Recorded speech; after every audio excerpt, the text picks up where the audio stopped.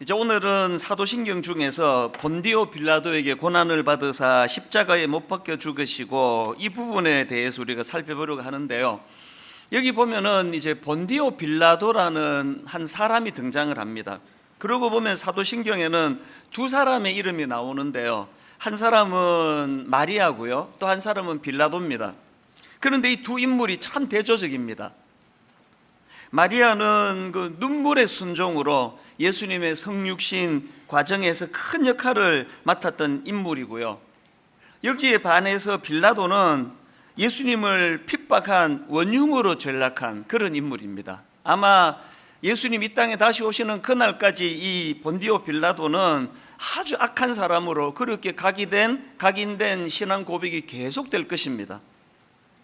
사실 그 빌라도 입장에서는 좀 억울한 면이 있습니다.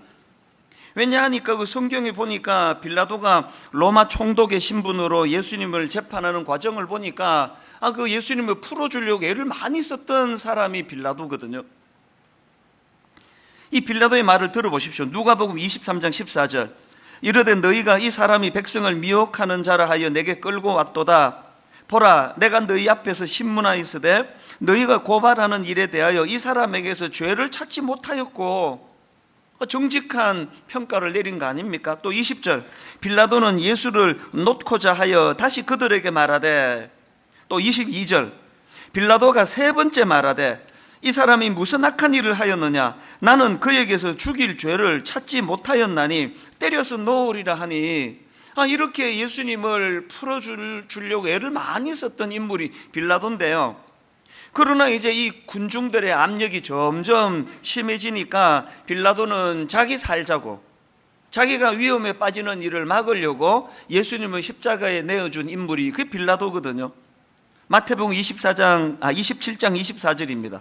빌라도가 아무 성과도 없이 도리어 밀란이 나려는 것을 보고, 그래서 누가복음 23장 35절에 보니까 그들이 요구하는 자 곧 밀란과 살인으로 말미암아 옥에 갇힌 자를 놓아주고 예수는 넘겨주어 그들의 뜻대로 하게 하니라. 그러니까 이 빌라도라는 인물이 악하기도 하지만 저는 이 사람의 특징이 뭐냐면은 근시안적인 인물이에요. 눈에 보이는 요 위기만 보면 하려고, 나 살자고, 그렇게 예수님의 십자가에 이게 어떤 일인가를 살피지 못했던 그런 좁은 시야를 가진 인물 아닙니까? 그래서 저는 이 본문의 빌라도를 생각하면은 예수님의 말씀이 떠오르는데요. 누가복음 17장 33절입니다. 무릇 자기 목숨을 보전하고자 하는 자는 잃을 것이요 잃는 자는 살리리라. 여기에 반해서 마리아도 똑같습니다. 여러 번 강조했지만 마리아는 누가복음 1장 38절에 마리아가 이르되 주의 여종이오니 말씀대로 내게 이루어지이다. 여러 번 설명했잖아요. 마리아 입장에서 이게 얼마나 위험한 순종인지. 우선 목숨보다 더 사랑하는 그 남자로부터 이제 요셉으로부터 버림받을 확률이 거의 100% 아닙니까? 들키면 사형인데요. 당장 눈에 보이기에 너무나 위험한 선택이지만, 그러나 마리아는 넓은 시야를 가져서 이거 똑같이 또 예수님의 말씀 누가복음 1장 38절도 마리아의 삶에 적용되는 겁니다. 무릇 자기 목숨을 보전하고자 하는 자는 잃을 것이요 잃는 자는 살리리라. 그래서 우리가 사도신경을 고백할 때마다 하나님 내 앞에 놓인 두 갈래 길, 마리아가 걸어간 길과 빌라도가 걸어간 길 중에 빌라도가 아니라 마리아의 길을 택하기를 원합니다. 이런 사모함이 우리 고백 안에 묻어나야 되는 건데요. 중요한 건 지금부터입니다. 어떻게 마리아는 그 빌라도의 길을 피하여 이런 멋진 순종의 길로 또 잠깐 죽는 것 같지만 영원히 사는 길을 택할 수 있었나? 이게 참 중요한데요. 마리아의 순종이 어떻게 가능했나? 사실 마리아도요, 막 기다렸다는 듯이 순종한 거 아닙니다. 인간으로, 여성으로, 그것도 미혼 여성으로 당연히 너무 당황하고 난감하고 어떻게 이런 일이 가능하냐는 그런 난감함을 피력하고 있는데요. 중요한 거는 마리아에게 던져진 놀라운 대안이에요. 이 순종할 수 있는 대안을 저는 누가복음 1장 35절에서 발견합니다. 천사가 대답하여 이르되 성령이 내게 임하시고 지극히 높으신 이의 능력이 너를 덮으시리니. 이 대안이에요. 마리아가 순종의 길로 갈 수 있었던 첫 번째 대안이 뭐라고요? 성령이 내게 임하시고 해요. 참 이 표현이 흥미로운 게 이게 사도행전의 문을 여는 사도행전 1장 8절에 똑같은 내용이 나오거든요. 오직 성령이 너희에게 임하시면 너희가 권능을 받고 예루살렘과 온 유대와 사마리아와 땅끝까지 이르러 내 증인이 되리라 하시니라. 이 당시로 예수님의 제자들은 한마디로 오합지졸들이에요. 그렇게 3년씩이나 강도 높은 훈련을 받아놓고도 이제 결정적으로 그들의 영적인 실력이 드러나야 될 예수님의 십자가 지시는 그 현장에서 다 도망가 버린 게 제자들이에요. 이제 예수님이 성천하시면 땅끝까지 내 증인이 되리라 뭐 이런 명령이 무슨 소용이 있겠냐고요. 그런 급쟁이들이. 예수님이 이걸 너무나 잘 아시기 때문에 어떤 대안을 주십니까? 성령이 내게 임하시면, 성령이 너희에게 임하시면, 그리고 그 다음에 너희가 권능을 받아야, 뭐 교회 뭐 50년 다니고 뭐 100년 다니고 뭐 목사 뭐 다 소용이 없습니다. 마리아의 어떤 그가 가진 고귀한 어떤 성품이 마리아를 그렇게 만든 거 아니거든요. 우리는 늘 성령의 임재를 구해야 됩니다. 늘 성령의 임재를. 누가복음 11장 9절부터 보십시오. 내가 또 너희에게 이르노니 구하라 그러면 너희에게 주실 것이요 찾으라 그러면 찾아낼 것이요 문을 두드리라 그러면 너희에게 열릴 것이니 구하는 이마다 받을 것이요 찾는 이가 찾아낼 것이요 두드리는 이에게 열릴 것이니라. 너희 중에 아버지 된 자로서 누가 아들이 생선을 달라 하는데 생선 대신에 뱀을 주며 알을 달라 하는데 전갈을 주겠느냐. 지금 주님이 막 뭘 강조하고 싶으셔서 계속 이런 말씀들을 지금 하고 계시는데 마지막에 이걸 강조하고 싶은 거예요. 뭘 강조하고 싶으냐? 바로 그 다음 13절을 보세요. 너희가 악할지라도 좋은 것을 자식에게 줄 줄 알거든 하물며 너희 하늘 아버지께서 구하는 자에게 성령을 주시지 않겠느냐. 이 성령을 구해야 된다. 이 한마디를 강조하시기 위하여 막 우리는 그런데 이거는 안 읽고 구하라 그러면 주실 것이요 찾으라 그러면 찾아낼 것이요 문을 두드리라 그러면 열릴 것이다 그래가지고 막 돈 달라고 성공 달라고 막 계속 그렇게 문 두드리면 주신다 그랬는데요. 이 번지수가 다른 거예요.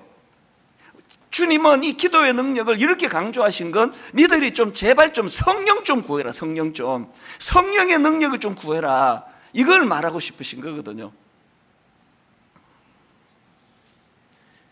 그런가 하면은 마리아가 이렇게 순종의 자리로 갈 수 있었던 비결 두 번째가 뭐냐? 지극히 높으신 이의 능력이 너를 덮으시리니. 이것도 굉장히 의미가 있는 표현입니다.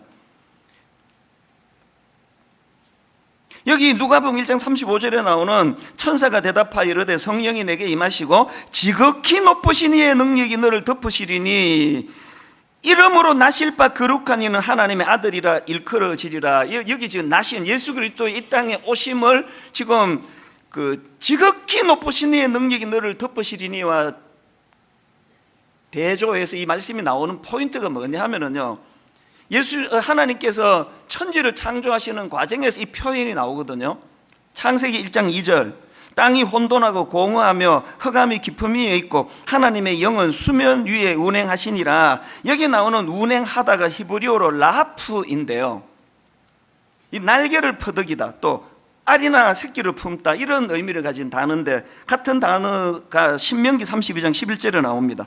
마치 독수리가 그 보금자리를 뒤흔들고 새끼를 위에서 퍼득이며 날개를 펴서 새끼를 받아 그 날개 위에 업어 나르듯이 여기 나오는 퍼득이며가 라하프인데요, 하나님께서 천지를 창조하시는 과정에서 하나님의 영은 수면 위에 운행하시니라 라하프예요.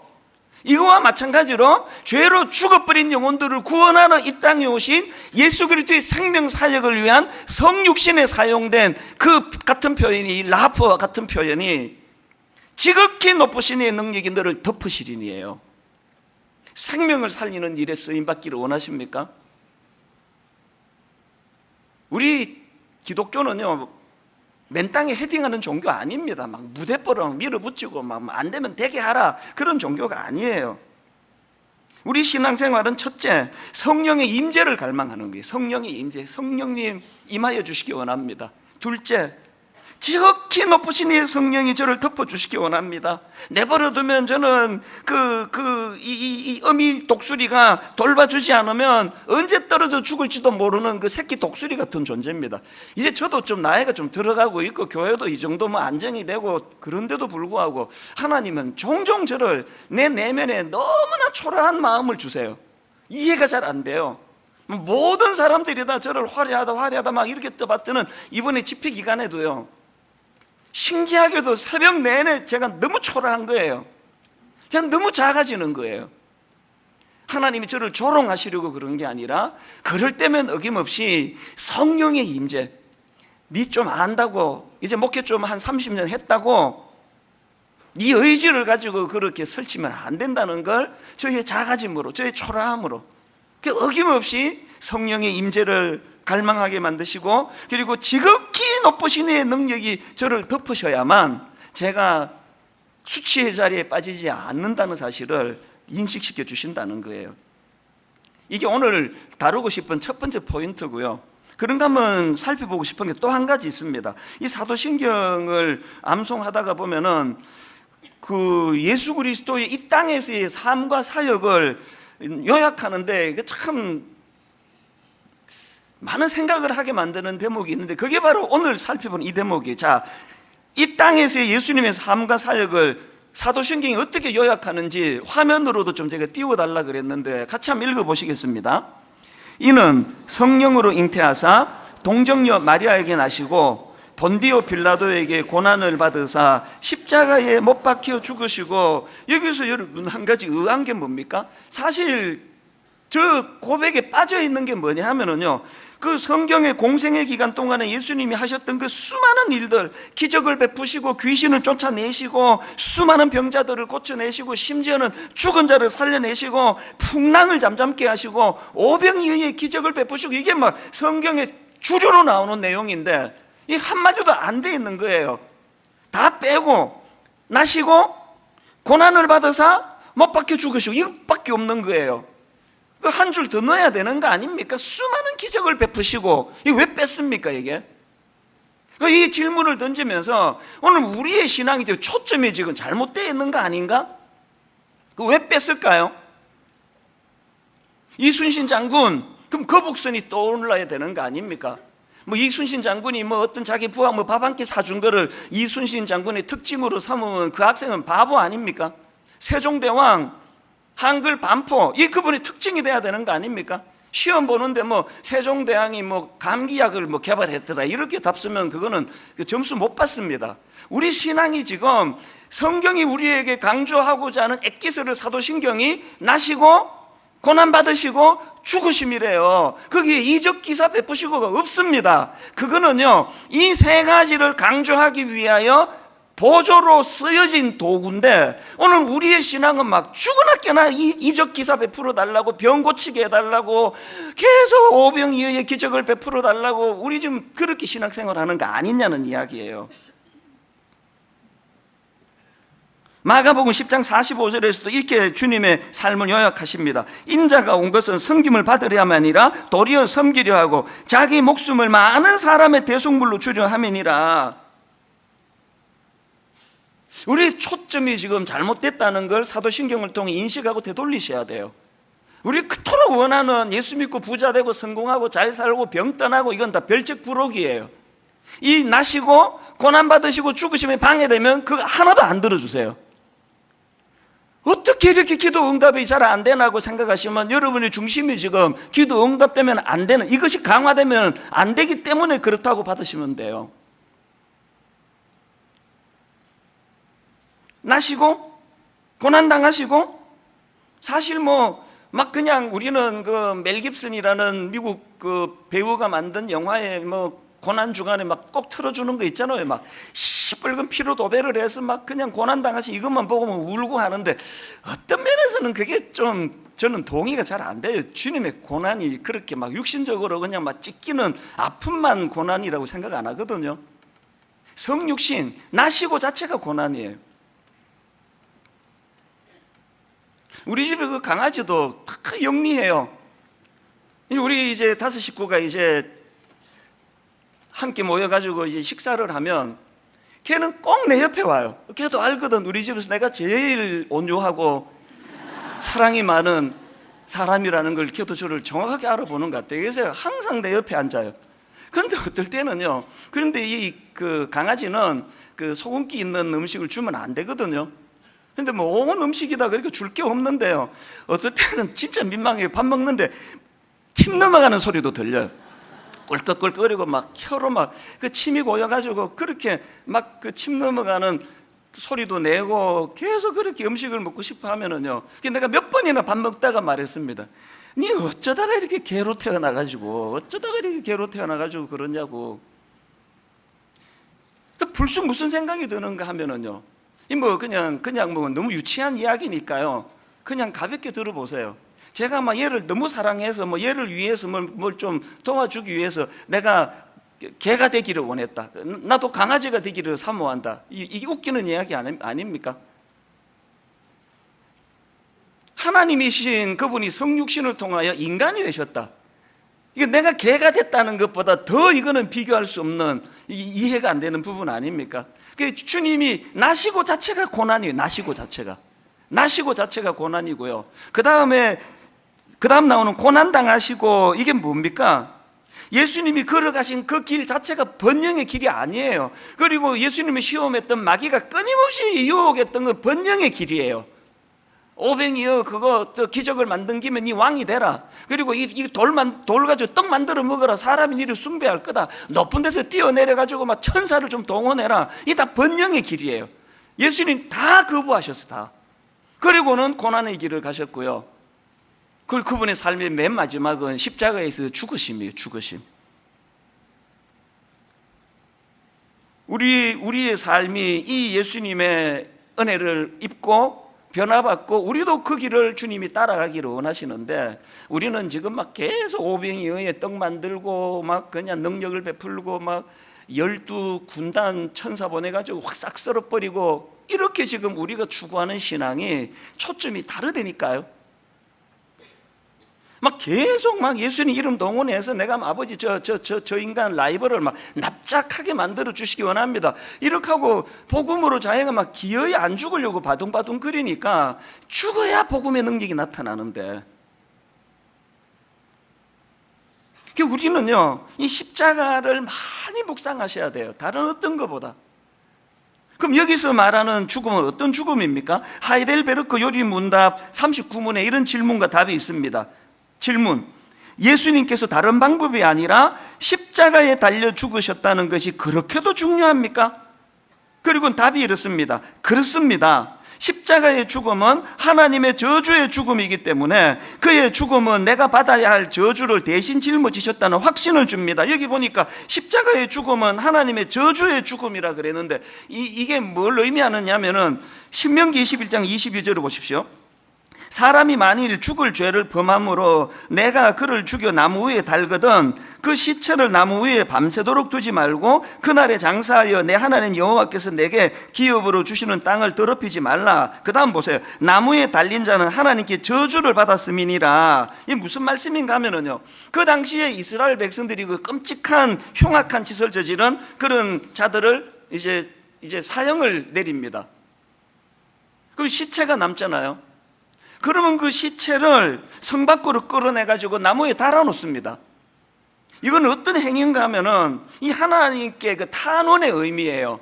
하나님, 이놈이 그 죽을 짓을 한 인간이어서 우리가 육신을 죽였다는 거예요. 그 육신을 사형시켰는데, 육체의 형벌을 내렸는데 뭐 그 이상은 아무것도 못하잖아요. 그래서 이제 왜 나무에 달아놓느냐? 하나님께서는 우리가 이 죽을 짓을 저지른 이 인간을 그 육신의 형벌을 가해 죽였는데, 하나님께서는 이 인간의 영혼에 대해서도 형벌을 내려주십시오.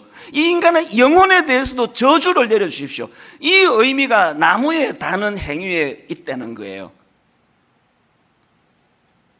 여러분, 예수님께서 왜 화형을 당하시거나 혹은 뭐 참수형을 당하시거나 이런 방식이 아니라 십자가라는 나무에 달려 죽으셔야 했는지 아시겠죠? 이 하나님의 저주. 그래서 여러분 보통 십자가에서 주님이 당하신 고통을 3중의 고통이라고 그러지 않습니까? 육체적인 고통, 두 번째 정신적인 고통, 그리고 또 하나가 영적인 고통인데, 마태복음 27장 46절의 영적인 고통이에요. 제9시쯤에 예수께서 크게 소리 질러 이르시되 엘리 엘리 라마 사박다니 하시니 이는 곧 나의 하나님 나의 하나님 어찌하여 나를 버리셨나이까. 영적인 고통이에요. 이 의미를 아까 읽었던 하이델베르크 39문에서 설명하는 거거든요. 십자가의 죽음은 하나님의 저주의 죽음이기 때문에 그의 죽음은 내가 받아야 할 저주를 대신 짊어지셨다는 확신을 줍니다. 왜 나무에 달려 죽으셔야 했는지 아시겠죠? 이 영적인 고통이에요. 근데 중요한 거는요, 여기 나와 있는 39문 뒷부분에 보니까 그의 죽음은 내가 받아야 할 저주를 대신 짊어지셨다는 확신을 줍니다. 이런 설명이 있거든요. 이게 이 세상과 확연히 다른 예수님의 길이에요. 잘 들어보세요. 이 세상에서 외치는 이념은요, 이데올로기는요, 딱 이거예요. 내가 옳고 네가 틀렸다. 그리고 딱 이거예요. 내가 살고 네가 죽어야 되겠다, 이거예요. 모든 정치가 이 굴레를 벗어납니까? 모든 정치는 이유의 알을 막론하고 내가 옳고 네가 틀렸다는 거예요. 상대방을 틀림을 지적해내야 되는 게 정치예요. 그리고 한 걸음 더 나아가 내가 살기 위해 네가 좀 죽어줘야 되겠다. 이게 세상의 논리예요. 저는요, 일본도 안 무섭고 미국 하나도 안 무서워요. 전 진짜 무서운 게요, 오늘 이 이념이 대한민국을 뒤덮고 있다는 거예요. 더 무서운 게 교회 안에 그리스도인들이 성경을 이용해 가지고 복음이 아니라 이념으로 지금 가고 있다는 거예요. 십자가의 의미가 뭐라고요?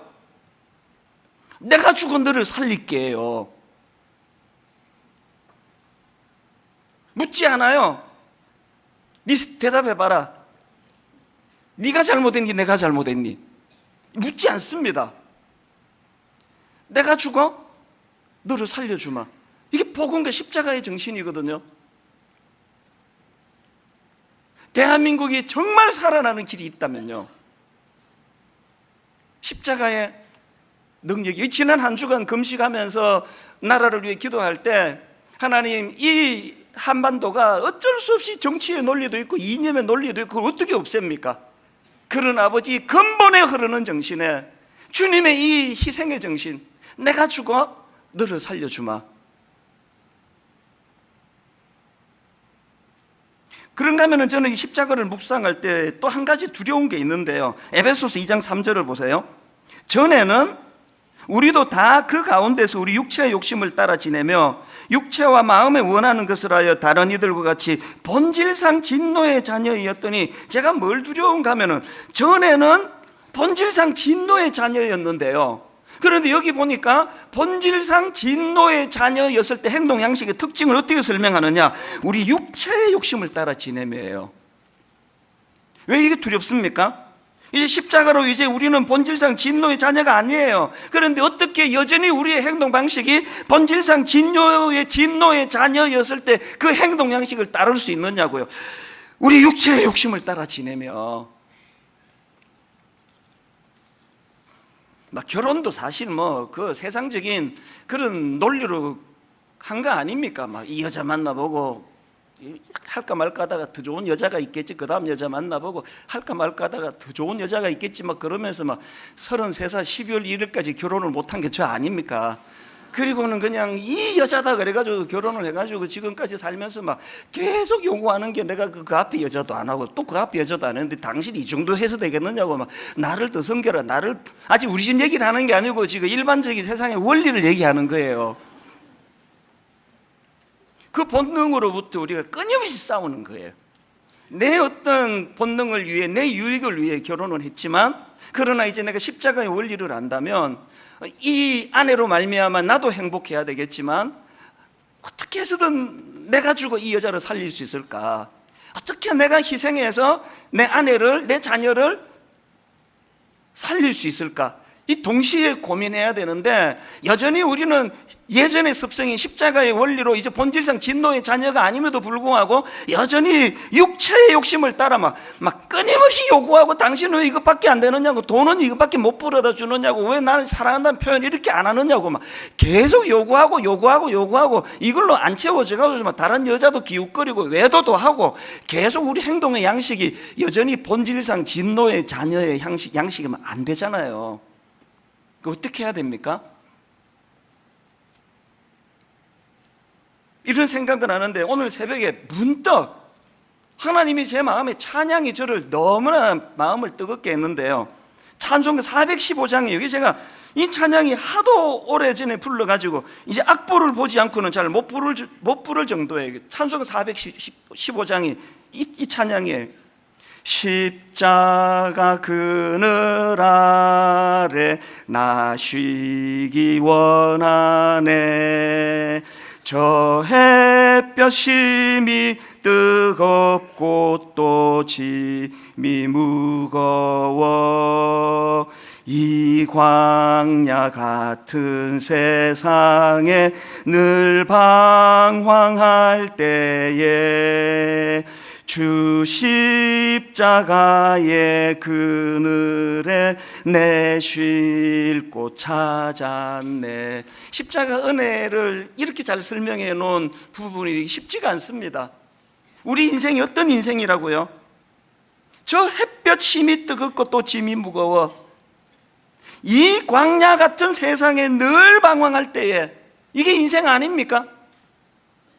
저 햇볕 심이 뜨겁고 또 짐이 무거워. 이 광야 같은 세상에 늘 방황할 때에 주 십자가의 그늘에 내 쉴 곳 찾았네. 이 은혜가 너무너무 감격이 됐는데, 문득 눈이 어디로 연결이 되느냐, 2절 가사로 눈이 옮겨가는 거예요. 내 눈을 밝히 떠서 저 십자가 볼 때 날 위해 고난 당하신 주 예수 보인다.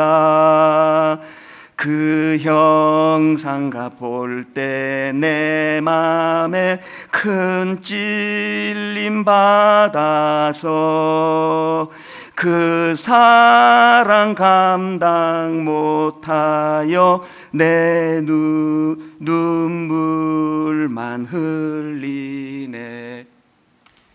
이 세상살이에 너무너무 어려움을 당하고 고통을 당하고 저 햇볕이 뜨겁고 짐이 무거워 이 광야 같은 세상에 방황할 때 주님이 십자가 지심으로 말미암아 그늘을 제공해 주신 그 은혜가 내게 용솟음쳐 너무너무 감격했는데, 눈을 밝히 떠 십자가를 보니 이 일이 가능하도록 죄 없으신 주님께서 날 위해 고난당하신 주 예수 보인다.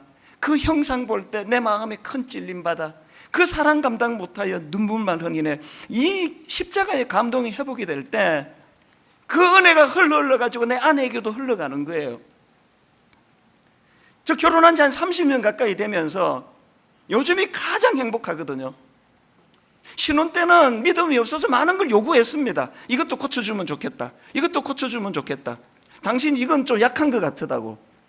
요즘에는요, 십자가의 사랑이 제게 조금 스며드나 봐요. 제 아내의 약점 모두가 다 불쌍해요. 제 아내가 보여주는 약점이 전부 다 긍휼이에요. 지적하기 전에 그게 같이 아픈 거예요. 육신의 연약함을 저에게 주지 않으시고 아내에게 주시는, 그래서 저는 여전히 목회하는데 지장을 받지 않도록 하시면서 십자가의 사랑이 어떤 것인가에 대하여 제 아내에게 퍼부어 주기를 원하신다고 저는 이번 일을 그렇게 해석을 하거든요. 그리고 지난 한 주 내내 눈물이 날 정도로 많은 분들의 커밍아웃이 있었습니다. 사실은 목사님, 저도 이런 아픔이 있었습니다. 저도 같은 수술을 했습니다. 수많은 성도들의 눈물을 보면서 하나님이 성육신, 주님이 인간이 되심의 이 고통이 인간의 연약함을 긍휼로 받아주시는 그 사랑으로 성화되는 것이 목사인 저의 삶에도 구현되기를 원합니다. 이 십자가예요. 이런 차원에서 여러분, 우리가 그 사도신경을 고백할 때마다 스스로에게 두 가지 질문을 던져야 됩니다. 내 삶에서 첫째가, 내 삶에서 이 십자가 중심의 신앙생활이 이루어지고 있는가? 다시 말씀드립니다. 오병이어 풍랑을 잠잠케 하심, 죽은 나사로를 살리심, 이거 우리가 믿는 복음의 주류 아니에요. 이거 별책 프록이에요. 우리 믿음의 중심은 십자가의 십자가, 나시고 고난당하시고 죽으심. 그래서 오늘 본문 갈라디아 6장 14절을 보십시오. 그러나 내게는 우리 주 예수 그리스도의 십자가 외에 결코 자랑할 것이 없으니 그리스도로 말미암아 세상이 나를 대하여 십자가에 못 박히고 내가 또한 세상을 대하여 그러하리라. 마이클 고먼이라는 분이 삶으로 담아내는 십자가라는 책을 썼는데, 그 책에 보니까 고린도전서 2장 2절을 그 원어로 잘 설명한 걸 제가 봤거든요. 고린도전서 2장 2절에 이런 내용입니다. 내가 너희 중에서 예수 그리스도와 그가 십자가에 못 박히신 것 외에는 아무것도 알지 아니하기로 작정하였으며, 여기 나오는 예수 그리스도와 이거를 이 원어로 보면은 여기 나오는 예수 그리스도와 이거를요, 그러니까 다시 말해 이렇게 번역하는 게 문맥상 더 낫다는 거예요. 그래서 제가 화면으로 그 이분의 번역대로 제가 화면에 띄워드렸는데 잘 보십시오. 고린도전서 2장 2절, 내가 너희 중에서 예수 그리스도 그러니까 다시 말해 십자가에 못 박히신 것 외에는 아무것도 알지 아니하기로 작정하였습니다. 뭘 강조하고 싶은지 아시겠죠? 여러분, 오병이어의 그 달콤함이 여러분은 이 십자가를 의지하는 데 방해가 되십니까? 여러분 머리에서 오병이어를 지워버리시기를 바랍니다. 위기 중에 있는 제자들을 풍랑을 잠잠케 하시며 건져주신 그 사건이 여러분이 십자가를 중심에 두는 데 방해가 되면 여러분 뇌리에서 그 사건을 지워버리십시오.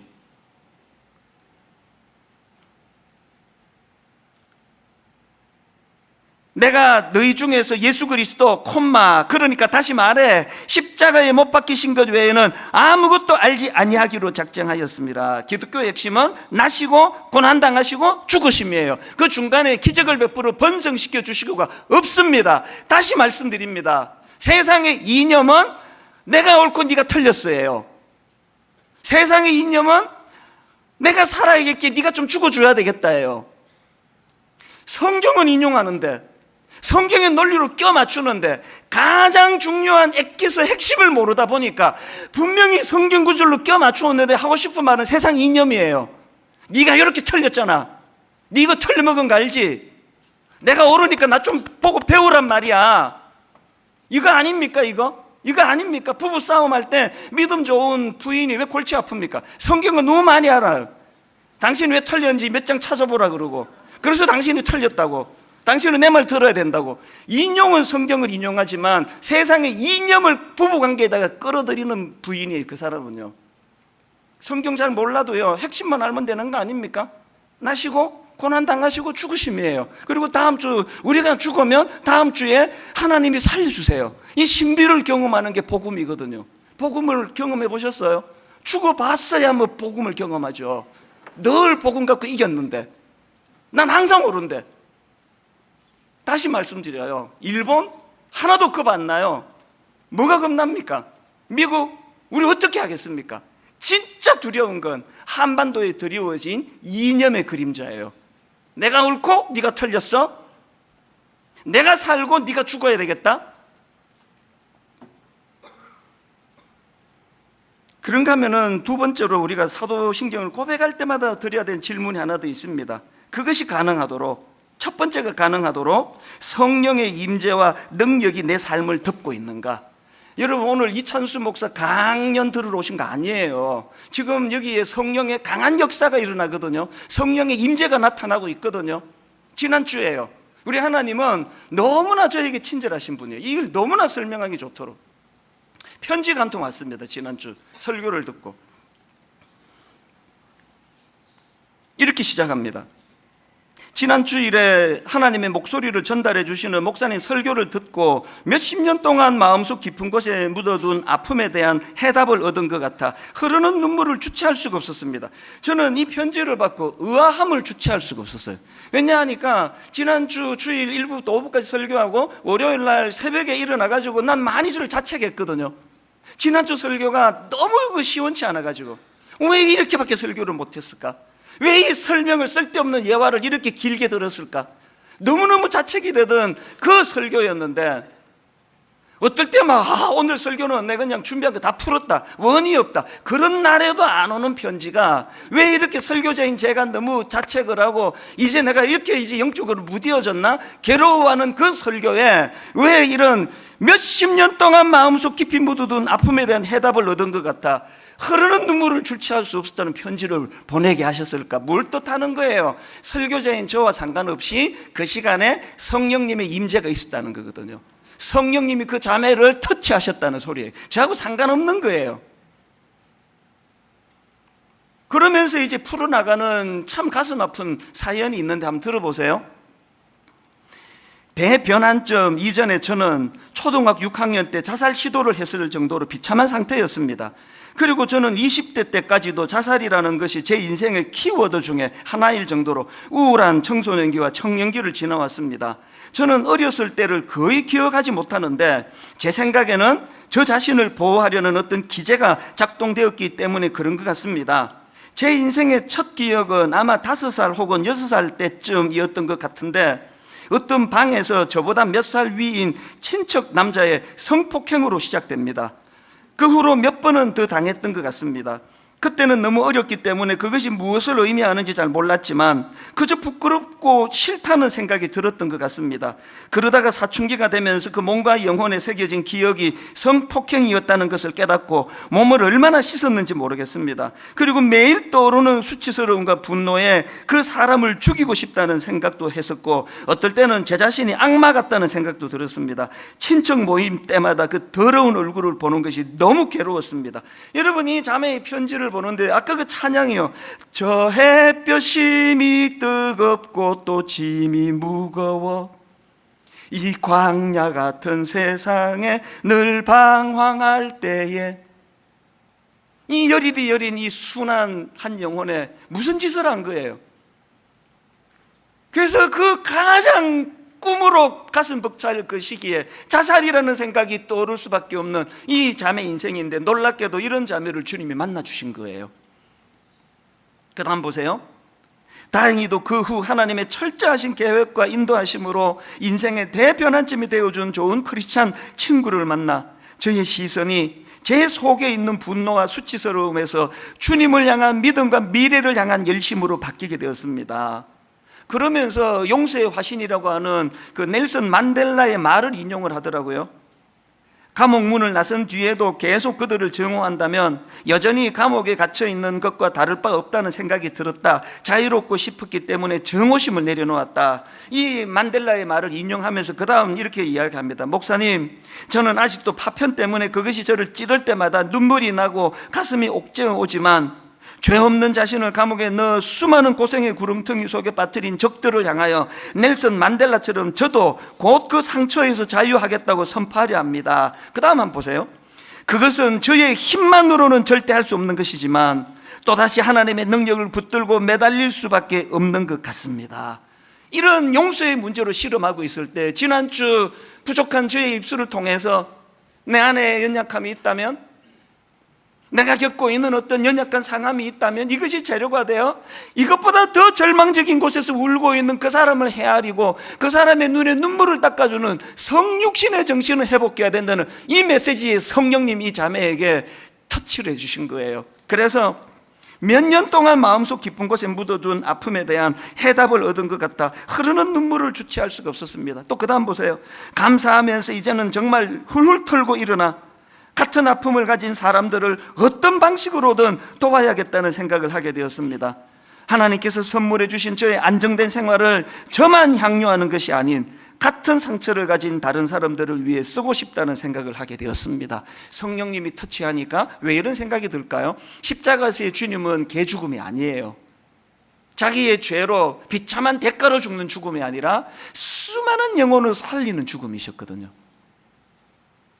십자가의 능력도 경험하시고 십자가의 정신이 이 자매처럼 우리의 아픔이, 그래서 제가 그 편지를 읽는데요, 여러분, 우리가 이 땅을 살다가 받은 그 상처의 흔적, 영어로 스카, 성령의 터치가 일어나면 십자가로 이 스카 상처가 인도가 되고, 십자가 앞에 인도된 이 스카 상처는 스타, 연약한 이웃을 향해 손을 내밀게 만드는 별같이 빛나는 스타가 되는 줄로 믿습니다.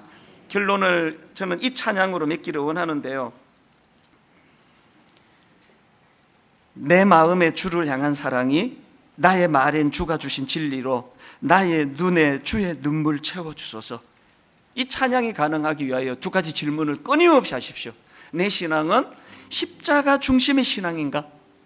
그리고 두 번째, 이것이 가능하도록 성령의 임재와 능력이 내 삶을 뒤덮고 있는가?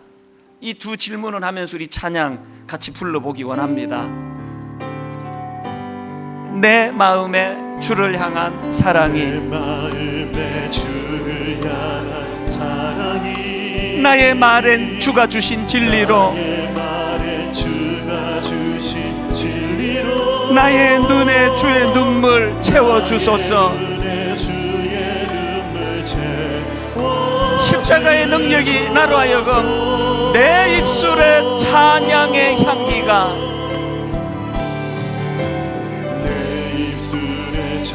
십자가의 능력이 나로 하여금 두 손에는 주를 닮은 섬김이, 나의 삶에 주의 흔적 남게 하소서. 여러분, 이런 일들이 가능하도록 성령의 임재와 능력이 내 삶을 뒤덮기를 원합니다. 하나님의 사랑이 영원히 함께하리. 하나님의 사랑이 영원히 함께, 십자가의 길을 걷는 자에게, 순교자의 삶을 사는 이에게,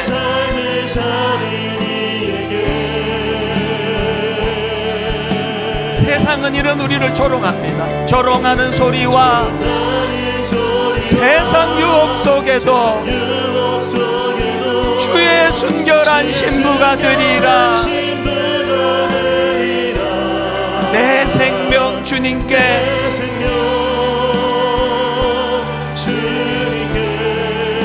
드리리. 우리 한 번 더 찬양 부르기 전에 저는 사모하고 또 사모합니다. 오늘 이 자리에서도 지난주에 역사하셨던 성령님의 임재처럼, 그래서 그 자매를 이렇게 뜨거운 눈물로 회복시켜 주셨던 정오와 울분과 죽이고 싶다는 그 분노에서 나오는 쓰라린 눈물이 아니라, 이런 자기를 이 인생의 뜨거운 햇살 아래 노출돼 피곤에 쩔어 있는 자기를 십자가 그늘로 인도해 주시는 그 은혜로 말미암아 감격의 눈물을 흐르게 만드시는, 그래서 이 예배 가운데 성령의 임재와 능력이 내 삶을 덮고 있다는 걸 자각하는 자만이 흘릴 수 있는 눈물이 나오기를 원합니다. 그리고는 이 자매처럼, 하나님, 내가 겪고 있는 이 스카, 이 치유되지 않은 내 영혼에, 내 몸에 새겨진 이 상처가 오히려 주님 손에 스타, 별처럼 빛나는 면류관이 될 수 있기를 원합니다. 성육신의 재료가 되기를 원합니다. 낮은 곳에서 울고 있는 그 한 사람의 눈물을 닦아주는데 내 아픔이 재료가 되게 하여 주시기 원합니다. 주 안에서 가장 쓰라린 실패가, 상처가 가장 빛나는 면류관이 될 수 있다는 역설, 이게 우리의 신앙의 기독교예요. 다시 한번 이 찬양 부를 동안에 이 두 가지를 사모합니다. 은혜 주시기 원합니다. 내 마음의 주를 향한 사랑이, 내 마음의 주를 향한 사랑이, 나의 말엔 주가 주신 진리로, 내 말엔 주가 주신 진리로, 나의 눈에 주의 눈물 채워주소서. 주의 눈물 채워주소서.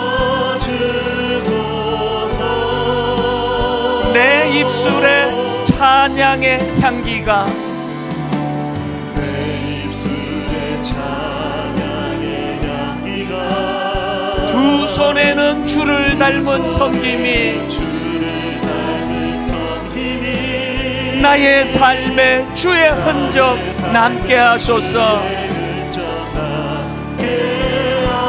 여러분, 이런 일이 가능하도록 성령의 임재와 능력이 내 삶을 뒤덮기 원합니다. 하나님의 사랑이 영원히 함께하리. 십자가의 길을 걷는 자에게 순교자의 삶을 사는 이에게 세상은 우리를 조롱한다 할지라도 조롱하는 소리와 세상 유혹 속에도 주의 순결한 신부가 되리라. 내 생명 주님께 드리리. 십자가 십자가 내가 처음 볼 때에 나의 마음의 큰 고통 사라져. 오늘 믿고서 내 눈 밝았네. 참 내 기쁨 영원하도다. 우리가 붙잡아야 될 신앙의 중심, 십자가 십자가. 내가 처음 볼 때에 나의 마음의 큰 고통 사라져. 오늘 믿고서 내 눈 밝았네. 참 내 기쁨 영원하도다. 만왕의 왕 내 주께서 내 주께서 왜 고초당했나. 이 벌레 같은 날 위해 그 보혈 흘렸네. 이 감격을 가지고 주님 앞에 소리쳐 찬양합니다. 십자가 십자가. 내가 처음 볼 때에 나의 마음의 큰 고통 사라져. 오늘 믿고서 내 눈 밝았네. 참 내 기쁨 영원하도다. 주 십자가 못 박힘은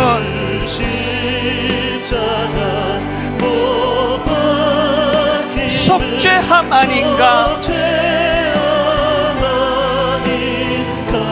그 긍휼함과 큰 은혜,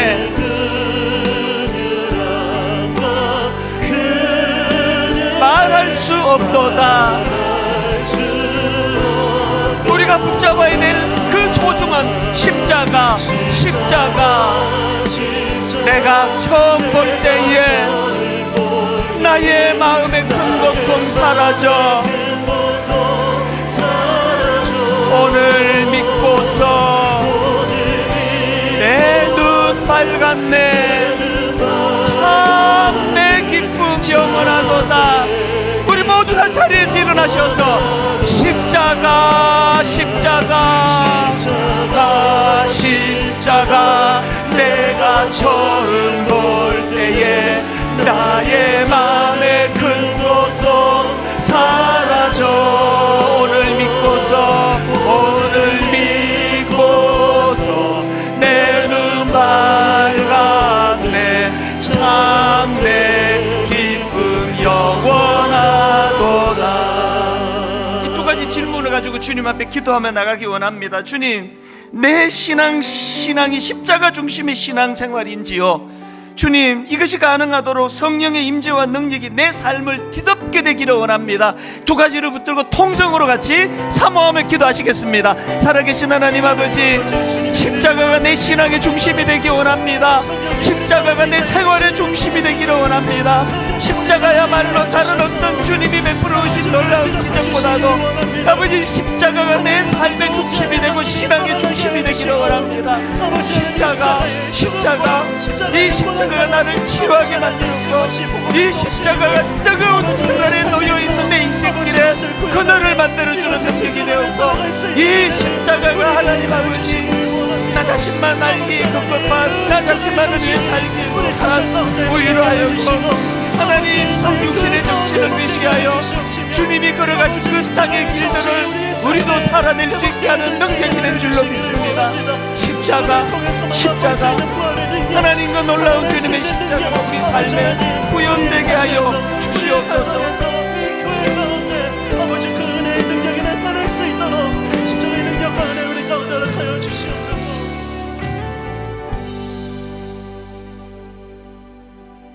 내가 그리스도와 함께 십자가에 못 박혔나니 그런즉 이제는 내가 사는 것이 아니요 오직 내 안에 그리스도께서 사시는 것이라. 이제 내가 육체 가운데 사는 것은 나를 사랑하사 나를 위하여 자기 자신을 버리신 하나님의 아들을 믿는 믿음 안에서 사는 것이라. 현대인들은 주님 끊임없이 외롭다고 하는데, 나를 알아주는 사람이 없다고 하는데, 사실은 나를 사랑하사 나를 위하여 자기 자신을 버리신 그 하나님의 아들 예수 그리스도, 그분을 믿는 믿음 안에서 내가 다시 살아날 수 있음을 말씀해 주시는 것을 기억하고, 이번 한 주간 그 주님과 연합한 삶, 성령님께서 내 삶을 온전히 뒤덮어 주시는 삶, 그래서 하나님 빌라도가 걸어간 수치의 그 길이 아니라 마리아가 선택한 그 놀라운, 지금 당장 죽는 것 같지만 영원히 사는 그 길을 선택한 마리아의 길을 선택하고 그 길을 뚜벅뚜벅 걸어가는 그런 한 주간이 되도록 인도하여 주시옵소서.